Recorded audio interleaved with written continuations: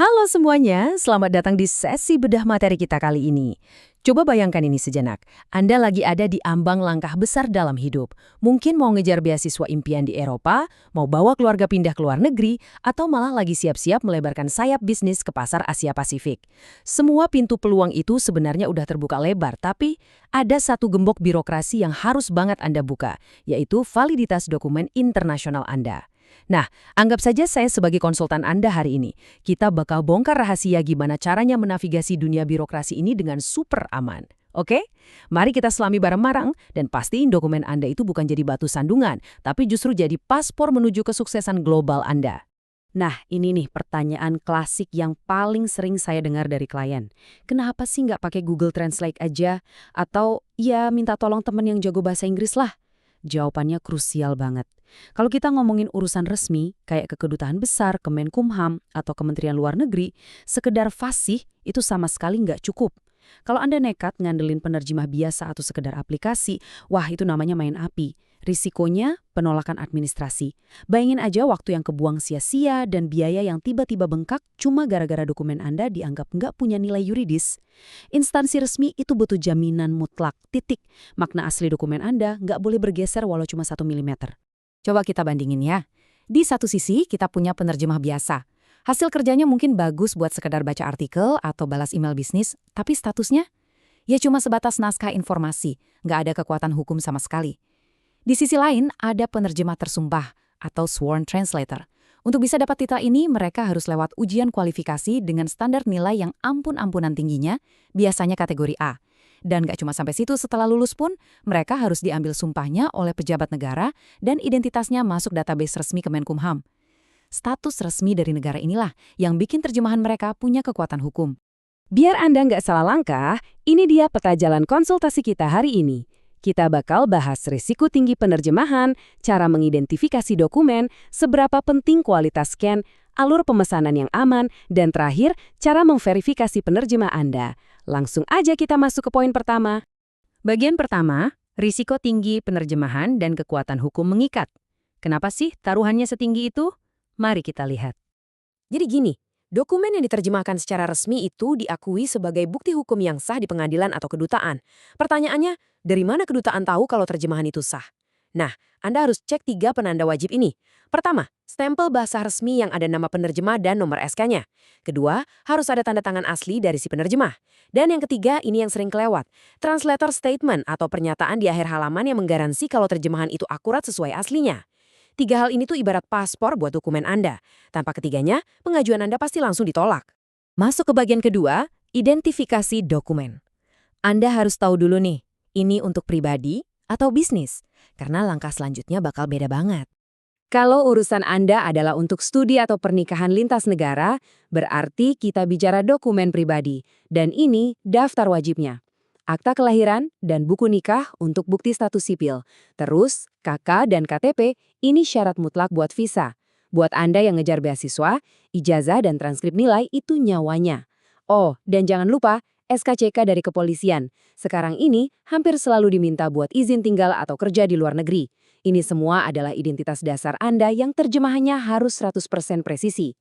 Nah, beda cerita kalau Anda mewakili korporasi atau perusahaan. Tingkat kesulitannya langsung meroket. Di dunia bisnis, kepercayaan itu mata uang utama kan? Akta pendirian, izin usaha kayak SIUP, kontrak bisnis, sampai putusan pengadilan itu wajib diterjemahin supaya legalitas bisnis Anda diakui dunia. Di sini bahasa hukum itu kaku dan super spesifik. Salah satu kata aja, hak seseorang bisa melayang. Contoh gampangnya nih, kata one prestasi. Nggak bisa dong asal diterjemahin jadi broken promise atau janji palsu. Penerjemah tersumpah pasti pakai istilah breach of contract, yang memang diakui praktisi hukum global biar nggak ada sengketa di masa depan. Kita lanjut ke bagian ketiga. Ini adalah aturan emas soal kualitas scan dan persiapan dokumen. Banyak banget yang tersandung di bagian ini. Perhatikan baik-baik ya, ini tips paling krusial dari saya sebagai konsultan Anda hari ini. Dokumen fisik asli Anda, itu tetap aman di tangan Anda. Agensi penerjemah profesional nggak butuh yang fisiknya cuma buat terjemahin, kecuali Anda juga pesen jasa legalisasi ke kementerian. Yang mereka butuhkan banget adalah file soft copy PDF hasil scan yang benar-benar jernih. Kenapa? Coba bayangin Anda cuma foto pakai HP, terus agak ngeblur. Angka 8 di KTP Anda malah kebaca jadi angka 3. Atau ada satu huruf di nama Anda yang kepotong. Wah, itu bakal jadi bencana administratif yang fatal pas Anda sampai di kedutaan. Jadi ingat ya, scan yang jernih itu asuransi pertama Anda supaya nggak ditolak. Bagian keempat, alur pemesanan aman. Biar ekspektasi Anda jelas, mari kita bedah langkah demi langkahnya. Alur standarnya itu ada 4 tahap sistematis. Pertama, Anda kasih dokumen hasil scan jernih tadi, terus infoin mau diterjemahin ke bahasa apa dan untuk keperluan apa.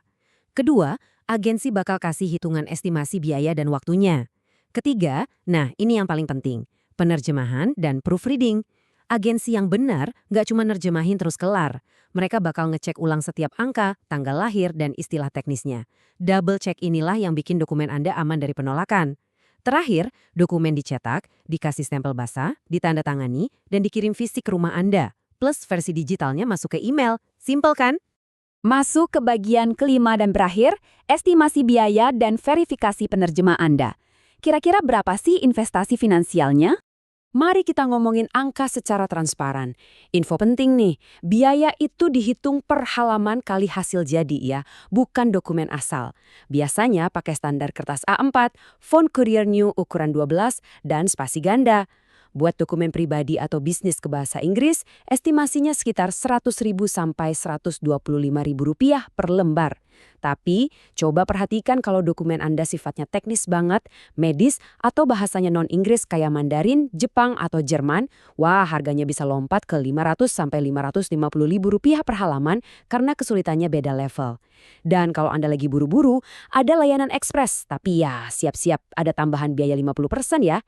Itu wajar banget karena mereka harus nyela antrean buat prioritasin dokumen Anda. Dan kalau Anda terpaksa scrap banget, permintaan bergurau-bahaguru, tentunya harga bahasa Indonesia ke Inggris bisa lebih murah karena ya kemudahannya lebih rapi dulu kan. Oke, sebelum Anda transfer uang sepeser pun ke agensi manapun, wajib hukumnya pakai checklist verifikasi ini. 1.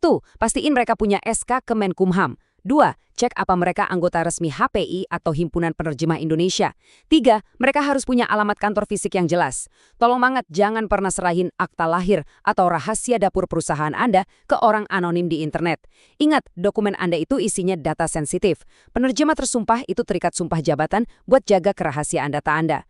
Dan yang terakhir, cek testimoni asli dari klien mereka sebelumnya. Di urusan ini, main aman itu satu-satunya jalan. Jadi, kita sampai pada pertanyaan akhirnya nih. Apakah dokumen Anda saat ini udah benar-benar aman, mengikat secara hukum, dan siap buat go internasional? Kualitas dokumen yang Anda bawa itu cerminan langsung profesionalisme Anda di mata institusi global loh. Tolong, jangan sampai tergiur ambil jalan pintas yang murah tapi resikonya fatal. Pahami dulu apa jenis dokumen Anda, siapin scanan dengan kualitas yang paling jernih, dan pastinya selalu gunakan jasa profesional yang udah terverifikasi. Oke, itu saja dari saya. Terima kasih banyak udah gabung di sesi bedah materi kita kali ini. Jangan lupa untuk terus melangkah maju dengan persiapan yang matang. Sampai jumpa!